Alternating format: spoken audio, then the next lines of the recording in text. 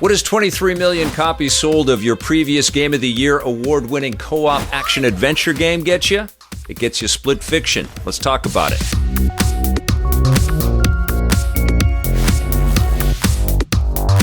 Yes, Hazelight's Josef Ferris is one of the biggest personalities in video games. He's very brash, he's very bold, he always promises big things with his video games.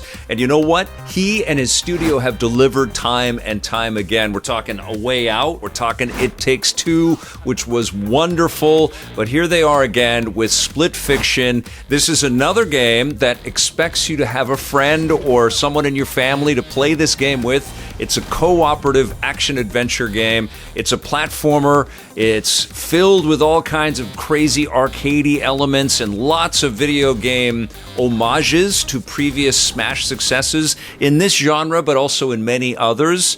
It also evokes a lot of movies, both from the fantasy realm and from the sci-fi realm, that you have seen and enjoyed over the years, just like it looks like everybody at Hazelight has as well. And it's just a freaking wonderful experience. And once again, just like we did with It Takes Two, I was able to play through most of this game with my daughter Ruby, and man, did we have a blast. But what's different, of course, is that she's a much older player than she was when we played through It Takes Two back in 2021. Those 4 years have made a difference, and she is a phenomenal video game player. I was having to keep up with her, which was a really remarkable moment for me to recognize. It's like, oh my God, my kid is getting fantastic at video games. And we're going to hear her thoughts on Split Fiction in a little bit, but let me tell you about this game. It's about two writers that go and see this publisher who has this idea of being able to work with them, and they somehow get sucked into this simulation machine that accidentally puts both of these writers into the same virtual recreations of the stories that they write. One writer writes fantasy novels, her name is Zoe, and the other writer, Mio, writes science fiction novels, and that's perfect fodder for video game levels, and that's exactly what Hazelight excels at, is giving you all kinds of variety as you're working your way through the adventure. And so you're jumping from a fantasy level to a sci-fi level, and then what's also very cool with this game is you'll find these side missions, these side stories that are in these portals, and they take elements of some of these fantasy things and some of these sci-fi things, but they twist them and they tweak them, and you never know what you're going to get, just like Forrest Gump the man says, and it's so freaking fun. And that's honestly how I felt with this game. It was like one giant surprise after another. The only kind of awareness that you have about these surprises is that you know you can count on one. And there is kind of this cadence of like, okay, we're going to wow you now. You know, suddenly you're going to be flying on a dragon, or you're going to be behind the wheel of a cool bike and racing down a building, and you're going to be using gravity in the sci-fi kind of realm, or you're going to be using some magic powers and encountering all kinds of other creatures, or becoming one and using the new creature's abilities. You're also going to be using all of this cyber tech and robotic tech to augment yourself. You're going to have weapons in some sequences that mirror stuff you might play out of Platinum Games' Vanquish or Halo or something. And then suddenly you're playing something that feels a little akin to a Prince of Persia game or an Assassin's Creed game. Definitely, there are some moments that evoke the Uncharted franchise and Spyro the Dragon and Crash Bandicoot, all kinds of touch points and these little flourishes. It's almost like Astrobot, I have to be honest. It almost feels like you're playing through stages of Astrobot and the inventiveness of Astrobot, but the key thing here is that you're playing with somebody right beside you, and to play this game with my kid and to have these shared experiences and for us to high-five each other when we complete tasks and to look at each other in shock and amazement at the beauty that we're seeing on screen. I mean, those are like core things for me. Like, those are core video gaming memories now that I got to enjoy and experience all of this inventiveness, this creativity with my kid, and she got to see that. And she was more into the fantasy stuff. She's a big Harry Potter fan. I was much more into the sci-fi stuff. There's like Blade Runner sequences in here where there's spinner cars or flying cars and this beautiful cyber city that you're flying through and over.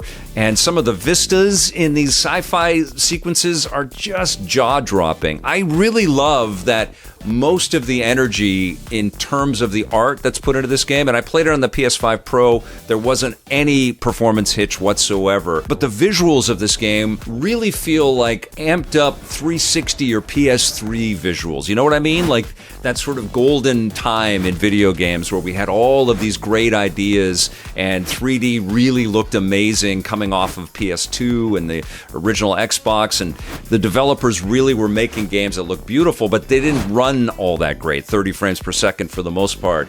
And so here's a game that's running incredibly fluidly in split screen, and it looks gorgeous, but the work is really in the environments and how they are distinct from one another and how they change and morph as you're progressing through the game. And that sense of wonder, it really is like you're leafing through picture books. The character models and the animations of the faces and things like that are good. And there's some really cool work that almost looks like an animated film from 10 years ago or something like that. It really hit me that they weren't chasing this sort of uncanny valley that we get out of a Last of Us or a modern Spider-Man game. And we all love those games. We appreciate the hell out of them.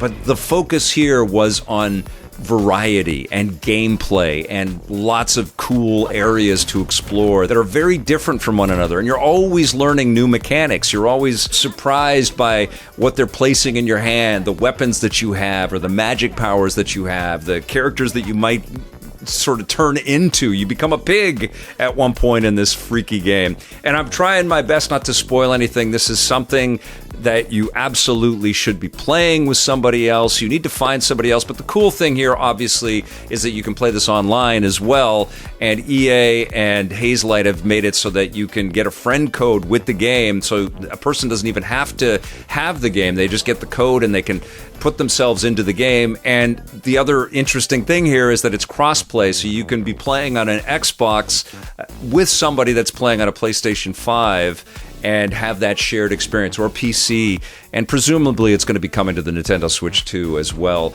I think this is going to be a massive success. It Takes Two sold 23 million copies, massive success. I was kind of shocked to learn that, but it was a beautiful, beautiful game that brought people together, and I love that that's their message from Hazelight. I love that they're not about microtransactions, they're not about season passes or any of that stuff. There's no live service. You buy the game, you get the game, and in fact, you only need one copy of the game and you can share it with somebody else. Now, there is no single-player adventure when you play this game. You have to play it in co-op, and so that might turn a few people off, so you can't play with an AI companion.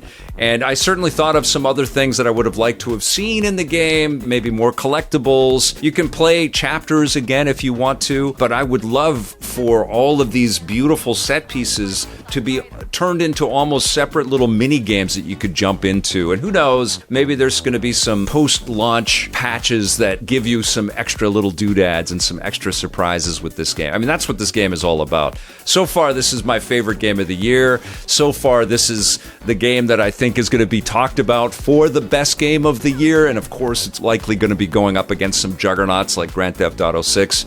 But Split Fiction, holy crap, I am blown away. The music is incredible, the sound effects are incredible, the performances are wonderful, and it's just filled with all kinds of insane surprise and creativity. And I applaud Hazelight, I applaud EA. I am so grateful that the video game industry has games like this that we can point to. This game is for everybody, and holy crap is it fun. But don't just take my word for it. Here's my daughter Ruby talking about the game. Hey Ruby, what did you think about Split Fiction? It was incredible. It was amazing. Every single part of it was perfection. The art was amazing, the story was amazing, the characters were amazing. Did you like this game more than It Takes Two? Ever so slightly. Both of them are masterpieces, but this is more of a masterpiece. It's more up my alley. I like it, like the idea of it better. Do you like Hazelight, the developer's focus on cooperative gameplay? I think it's a great idea. I think more games should be like that. Like, wouldn't a Spider-Man game or like a Batman game or something like that be amazing? What'd you think of the two main characters? I thought that they were really cool. I especially loved Zoe. I liked her British accent and her hair, and I love her stories. How did you feel about bouncing back and forth between the sci-fi realm and the fantasy realm? I liked the idea. It was really cool. I think I liked the fantasy one a lot better, though. The sci-fi one was really cool, super complicated, very robotic. The fantasy one was like playing The Lord of the Rings as a video game. It was so cool. Did you like the writing? I did. It was awesome. It felt like I was listening to two people that barely knew each other try to become friends. Like, it was very realistic. What do you think people are going to enjoy the most about Split Fiction? I think that they're really gonna like the original and like creative ideas. The levels were so cool. They did stuff that I would have never thought to do. All right, moment of truth. What would you give Split Fiction? I am going to give Split Fiction a 10 out of 10. Because it's awesome. Thank you, Ruby. Great stuff from you. Now, the other thing that I was able to do was also get online with my pal Behr Safi, and we played together, and that was super fun and super fluid. We didn't have any issues. It was PS5 to PS5 Pro, and so no problems there, and it was a lot of fun. Let's hear from Behr right now. You know, a great man once said, the Oscars, you know? and that's exactly what I actually ended up doing, because instead of watching the Oscars, I've been playing nothing but Split Fiction with my fiance for the last couple days, and boy, that this game get its hooks on us. This is the next title from Hazelight Studios, who of course have created the amazing A Way Out and the Game of the Year winner with It Takes Two. And I gotta be honest, I was a little bit cautiously optimistic about Split Fiction. When I first saw it, I thought, okay, this game does not look as stylized and kind of as creative as It Takes Two does at first glance, because it's got all these big explosions. Seems like it's going really heavy in that sci-fi direction, but believe me, I was totally wrong. This title follows two writers with Mio and Zoe, who are two aspiring writers trying to get their first publishing deal. They're both invited to a company called Raider Publishing for an interview, hoping to get their very first breakthrough in the writing world, but they soon realize that Raider Publishing is just extracting these ideas and using these machines to take ideas from humans and put it in some sort of storage bank. And you know, it really is an underlying commentary on AI, and it handles it so beautifully. But Mio quickly catches on to what Raider Publishing is trying to do, and she wants out, but accidentally ends up in the same pod as Zoe. And this is a tale of two writers who seem like opposites at first, but end up having a bit more in common than meets the eye. And the game has so many nods to your favorite sci-fi and fantasy worlds that exist out there. I don't want to spoil them, but there are so many great gameplay loops, and that's honestly what Hazelight really nailed with this game, is that variety of gameplay and keeping it so dynamic to the point where, you know, nothing really gets boring, but the moment that something starts to feel even slightly repetitive, you're kind of on to the next thing and a new gameplay style is introduced to you. And it's, you know, it's a really tough game to put down. My fiance and I just did not want to stop playing and almost beat this entire thing in one run through. You know, Hazelight really outdid themselves with not only the gameplay, but the visuals, and you know, you'll be standing over big mountaintops and looking at the Blade Runner-esque world, just looking into the vista, and you can tell how much love and care was put into every individual world that's in this game.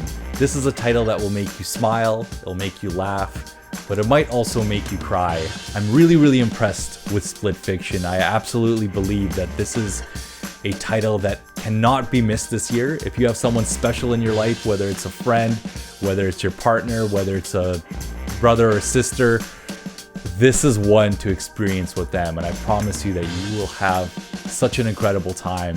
This title might only be 14 hours in length, but it's a 14 hours that will stay with you forever, and you're gonna want to experience it again. I can assure you that. Hazelight Studios has absolutely outdone themselves. I'm gonna give Split Fiction a 9 out of 10. Thank you, Behr. Great comments. You're always on point with your observations. I'll tell you what, this is the most fun I've had playing video games so far in 2025. I think it's going to be in contention for Game of the Year, and it's going to be up against some huge juggernauts later this year, like Grand Theft Auto 6. but this game is amazing. If it looks cool to you, if you've been keeping an eye on it, if it has looked at all intriguing to you, don't hesitate to snap this up. Split Fiction is incredible. I'm going to give it a 10 out of 10.